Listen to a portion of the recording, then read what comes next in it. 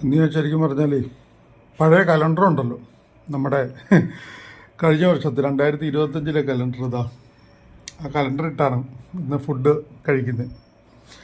എന്നാന്ന് വെച്ചാൽ ഇത് മേശപ്പുറത്തൊക്കെ വീഴാതിരിക്കാൻ വേണ്ടിയിട്ടാണ്. ഇത് അൽ ഹസൻ റെസ്റ്റോറൻറ്റിൽ നിന്ന് എടുത്ത ബീഫ് ബിരിയാണിയാണ്.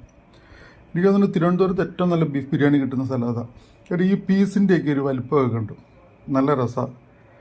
നമ്മൾ ചിന്തിക്കുന്ന ലെവലിലുള്ളൊരു രുചിയോ സാധനമൊന്നുമല്ല. അതിൻ്റെ കൂടെ ഒരു മുട്ടയുണ്ട്, പിന്നെ മസാല ഭയങ്കര കൂടുതലൊന്നും പറയാനൊന്നുമില്ല. പിന്നെ പപ്പടമുണ്ട്, സാലഡുണ്ട്. ഇതാണ് ഇന്ന് ഉച്ചയ്ക്ക് ഞാൻ കഴിക്കാൻ വേണ്ടി എടുത്തേക്കുന്നത്. അപ്പോൾ അത് നിങ്ങളുമായിട്ടൊന്ന് പങ്കുവെക്കാം എന്ന് വിചാരിച്ചു. ഈ സ്ഥിരമായിട്ടിങ്ങനെ ഫുഡിൻ്റെ ഐറ്റംസ് ഇടുന്നു എന്ന് പറയുമ്പം കൊളസ്ട്രോൾ കൂടുന്നു, ശ്രദ്ധിക്കണേ, അങ്ങനെയാണ് ഇങ്ങനെയാണ്, വളരെ സൂക്ഷിക്കണം, അപകടമാണ് എന്നൊക്കെ ആളുകൾ പറയുന്നുണ്ട്. ഞാനതൊക്കെ നോക്കുന്നുണ്ട്. പിന്നെ ഇതൊക്കെ എടുത്താലും നമ്മളിങ്ങനെ ഒരുപാട് ഭക്ഷണം കഴിക്കാറില്ല. അപ്പോൾ ഇരിക്കുന്ന ബീഫിൻ്റെ എല്ലാ പീസും ഞാൻ കഴിക്കത്തില്ല. അങ്ങനെയാണ് ഞാനത് മുന്നോട്ട് കൊണ്ടുപോകുന്നത്.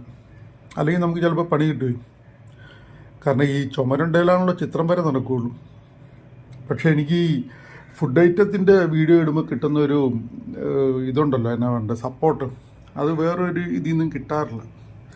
പിന്നെ ഞാനിത് വേറെ പാത്രത്തിലേക്കൊന്നും മാറ്റാത്ത എന്നാന്ന് വെച്ചാൽ സൗകര്യപ്രദമായിട്ട് കഴിക്കാൻ ഇത് എളുപ്പം. ബാക്കി വരുന്ന വേസ്റ്റും എല്ലാം കൂടെ പൊതിഞ്ഞ് കെട്ടി കളയുക.